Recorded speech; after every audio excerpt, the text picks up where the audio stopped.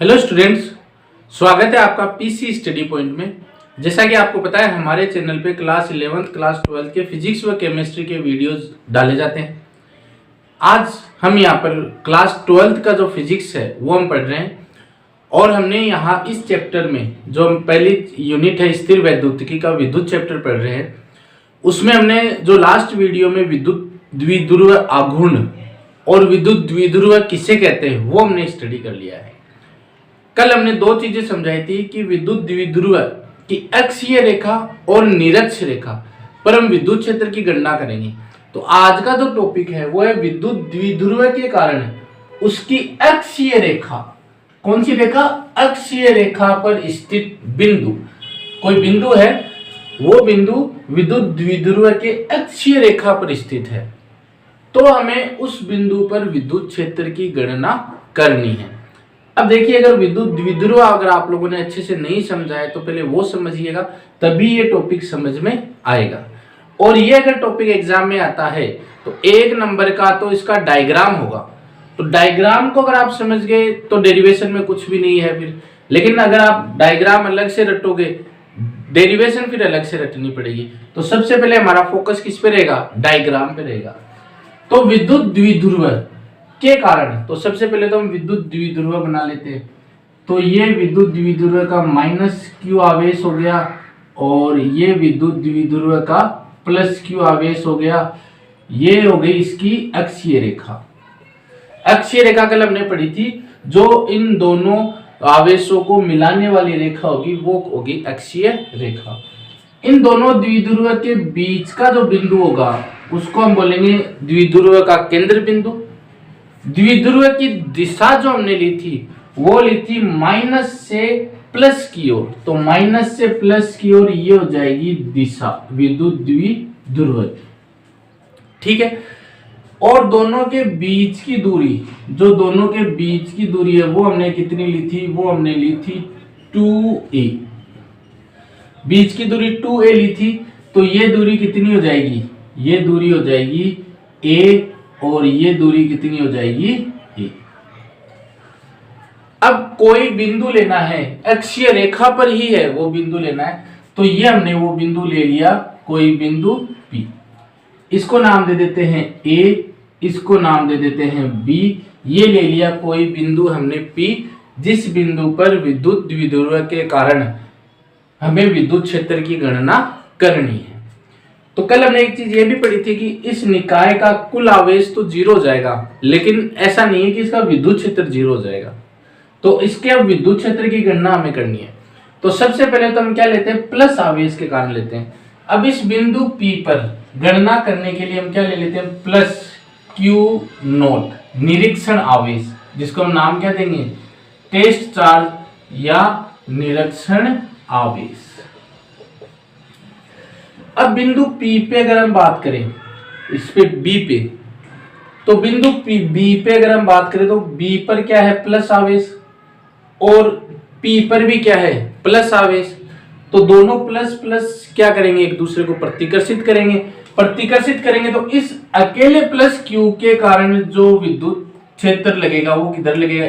बाहर की ओर लगेगा। इसको नाम दे देते हैं हम E1। हम क्या करें? अलग अलग के कारण हम गणना कर रहे हैं। पहले तो कि +q है, ये +q इस +q0 को क्या करेगा? प्रतिकर्षित करेगा, और प्रतिकर्षित करेगा तो इसकी दिशा किधर आ जाएगी? इधर आ जाएगी। -q इस +q0 को क्या करेगा? आकर्षित करेगा। आकर्षित करेगा तो इसकी दिशा किधर आ जाएगी? इधर आ जाएगी। इसको हम नाम दे देते हैं E2। अब ये चित्र है, इस चित्र में एक चीज और लिखेंगे, लेकिन ये चित्र 1 नंबर का आएगा। अब 1 नंबर कब होगा? जब आप इसके अंदर सारी चीज निरूपित करोगे, एक एक छोटी छोटी चीजें आप इसके अंदर इंडिकेट कर दोगे, ठीक है। अब हम निकालते हैं विद्युत क्षेत्र। विद्युत क्षेत्र +q आवेश के कारण, +q आवेश के कारण। तो +q आवेश के कारण सबसे पहले तो हमने जो विद्युत क्षेत्र का सूत्र निकाला हुआ वो निकाला हुआ है E बराबर KQ/R² और R K, ये हमने निकाला हुआ है। तो सूत्र तो E1 प्लस Q1 आवेश के कारण कौन सा विद्युत क्षेत्र E1, तो E1 K Q, यहाँ पे परिमाण आता है तो परिमाण हमने ले लिया। अब दूरी की समझना है, प्लस Q से इस P या प्लस Q नोट तक की दूरी, ये दूरी कितनी होगी, ये दूरी कितनी होगी, क्योंकि हमें दूरी निकालना है। हमें ये मान लेते हैं कि इससे केंद्र से ये P बिंदु कितनी दूरी पर है, R दूरी पर है। केंद्र से P बिंदु कितनी दूरी पर है, R दूरी पर है। लेकिन हमें दूरी कौन सी निकालनी है, हमें ये दूरी निकालनी है। अब ये पूरी दूरी कितनी है R, ये दूरी कितनी है A, तो इस R में से अगर A माइनस कर देंगे तो हमारे पास क्या ये वाली दूरी आ जाएगी।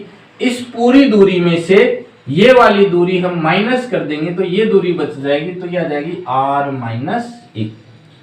तो इस दोनों ये प्लस Q और प्लस Q नोट के बीच की दूरी कितनी होगी, R माइनस A, तो ये लिख देते हैं R माइनस A का होल स्क्वायर। अब देखिए प्लस Q आवेश के कारण जो विद्युत क्षेत्र की दिशा है वो बाहर की ओर है, यानी B से P की ओर है, और इस विद्युत द्विध्रुव की दिशा भी किधर है, बाहर की ओर है, यानी E1 और इस P केप की दिशा समान है। तो यहां पर आ जाएगा P केप, और यहां पे लिख देंगे दिशा किधर है, B से P की ओर, समीकरण 1। अब विद्युत क्षेत्र माइनस Q आवेश के कारण, तो माइनस Q आवेश के कारण हम विद्युत क्षेत्र निकालते हैं। तो E2 KQ, दूरी देखिए, दूरी देखते हैं तो ये दूरी हमें लेनी है माइनस Q से Q नोट तक, तो ये दूरी R है, इस R में ये प्लस A जोड़ देंगे तो ये कितनी हो जाएगी, R प्लस A, ये हम दूरी जोड़ देते हैं, ये कितना हो जाएगा A, तो ये पूरी दूरी कितनी हो जाएगी, R प्लस A, तो ये हो जाएगा R प्लस A का होल स्क्वायर। अब देखिए विद्युत क्षेत्र माइनस Q आवेश के कारण जो विद्युत क्षेत्र बन रहा है वो कौन सा बन रहा है, E2 बन रहा है। E2 की दिशा किधर है, इस तरफ है। द्विध्रुव आघूर्ण की दिशा किस तरफ है, इस तरफ है। दोनों की दिशा क्या हो गई, विपरीत हो गई। तो यहां पर हम दिखा देते हैं माइनस P के, और दिशा किधर से किधर की ओर है, P से A की ओर या P से B की ओर, समीकरण 2। परिणामी विद्युत क्षेत्र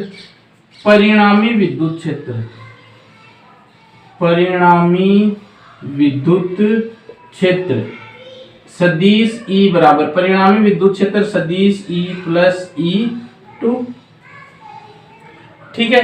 तो समीकरण 1 व समीकरण 2 से मान समीकरण 3 में हम रख देते हैं। तो K Q बट्टा R माइनस A का होल स्क्वायर P के, फिर ये माइनस है तो ये इधर आकर किसका हो जाएगा, minus K Q R plus A का होल स्क्वायर और P के।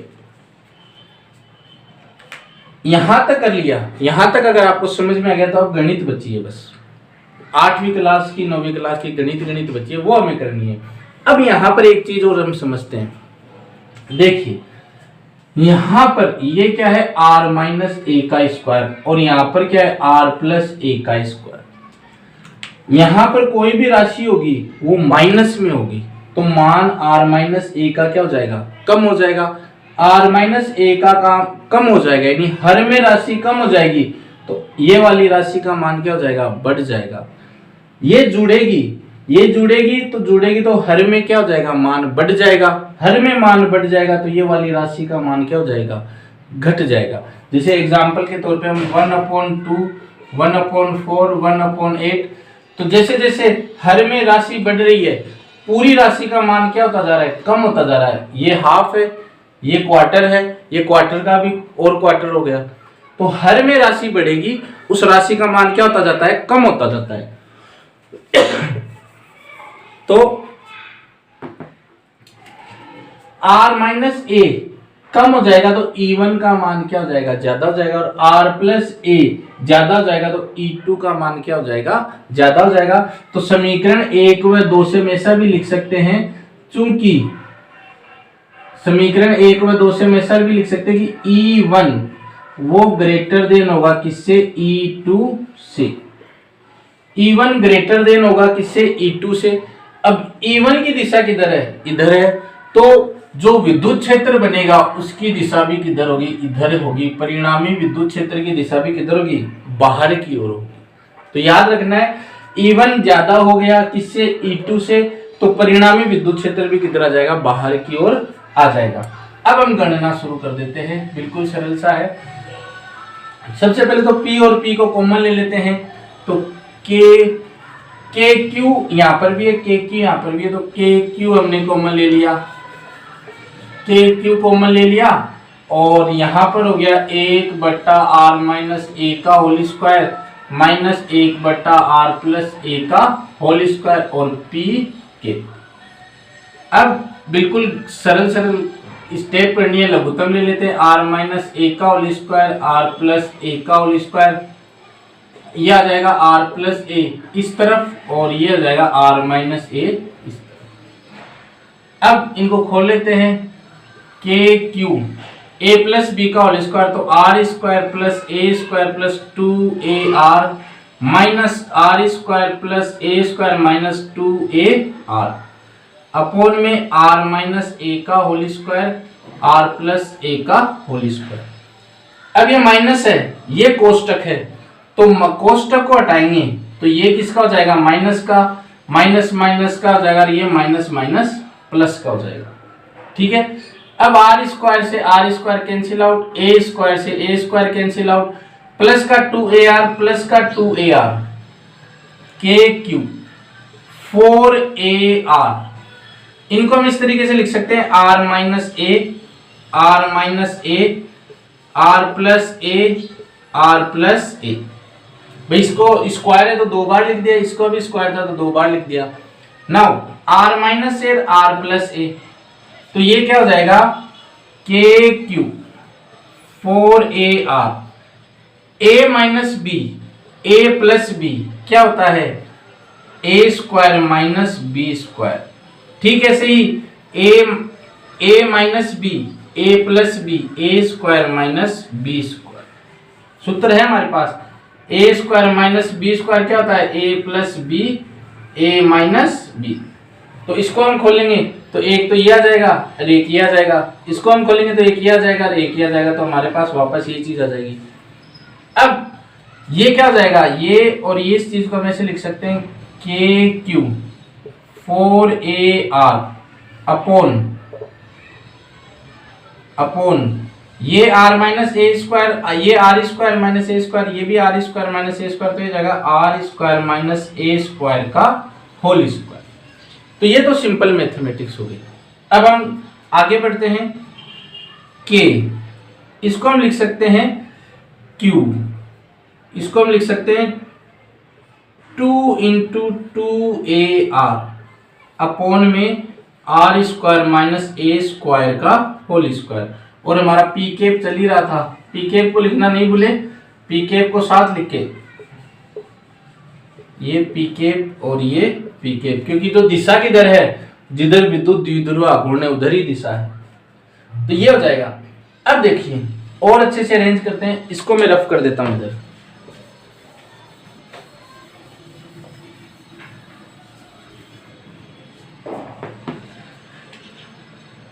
A और Q को एक साथ लिख लेते हैं, तो क्या हो जाएगा, K लिख दिया, Q 2A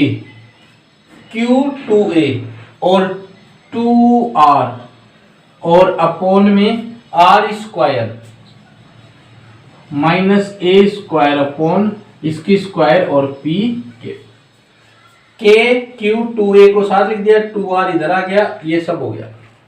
कल हमने पढ़ा था विद्युत द्विध्रुव आघूर्ण P बराबर क्या होता है, Q2A। ऐसा हमने पढ़ा था। P बराबर क्या होता है, Q2A। तो इस Q2A की जगह हम P रख देते हैं, तो ये हो जाएगा KP2R upon R square minus A square का होल स्क्वायर और P के। अब देखिए ये दूरी कितनी है R, ये दूरी कितनी है A, और हमने ये बोला था कि इनके बीच की दूरी क्या होनी चाहिए, बहुत कम होनी चाहिए। ये बहुत कम होगी तो A तो और भी क्या हो जाएगा, कम हो जाएगा। A और कम हो जाएगा तो R तो बहुत ज्यादा है, R तो बहुत ज्यादा है किससे, A की तुलना में। तो R स्क्वायर और भी ज्यादा हो जाएगा किसके, A स्क्वायर की तुलना में। R तो ज्यादा है ही A से, लेकिन स्क्वायर करेंगे तो R स्क्वायर और भी ज्यादा हो जाएगा किससे, A स्क्वायर की तुलना में। तो यहाँ पे A स्क्वायर को क्या मान सकते हैं, नगण्य मान सकते हैं। A स्क्वायर को नगण्य मान लेने पर तो जो विद्युत क्षेत्र आएगा, परिणामी विद्युत क्षेत्र E बराबर क्या हो जाएगा, KP2R। इसकी जगह क्या हो जाएगा, R स्क्वायर, R स्क्वायर क्योंकि इसको हमने नगण्य मान लिया और इसका स्क्वायर था ही, और P के ये हो जाएगा 2KPR और R4। अब इसकी पावर एक कैंसिल आउट हो जाएगी तो कितनी बच जाएगी, 3। और हमारे पास जो सूत्र आ जाएगा परिणामी विद्युत क्षेत्र का, वो आ जाएगा 2KP बट्टा R क्यूब P के। ये सूत्र आ जाएगा 2KPR क्यूब और ये हो जाएगी इसकी दिशा P के। ये विद्युत क्षेत्र का सूत्र आ गया हमारे पास जब अक्षीय रेखा है तब। अब यहां पर जो चीज नोट करने वाली है, घुमा के प्रश्न पूछा जाता है कि ऐसा कौन सा विद्युत क्षेत्र है, ऐसा कौन सा विद्युत क्षेत्र है जिसमें जो दूरी की स्क्वायर वाला फॉर्मूला वर्ग अनुपाती जो होता है, वर्ग का व्युत्क्रमानुपाती होता है, वो नहीं लगता। तो वो यहाँ पर नहीं लगता, यहाँ पे R स्क्वायर नहीं आ रहा है, R क्यूब आ रहा है। तो जो विद्युत क्षेत्र हो जाएगा E, परिमाण अगर हम लिखेंगे तो 2KP बटा R क्यूब, ये परिमाण हो जाएगा केवल। K की जगह हम ये भी लिख सकते हैं 1/4 pi epsilon not 2P R cube, ये हो जाएगा E। इस पे एग्जाम्पल्स भी हैं और ये इजी सी डेरिवेशन है, एग्जाम में पूछी भी जाती है। तो अगर कहीं पे भी कोई भी डाउट हो तो कमेंट कीजिएगा, आपको आंसर जरूर दिया जाएगा। इसी के साथ बहुत बहुत धन्यवाद।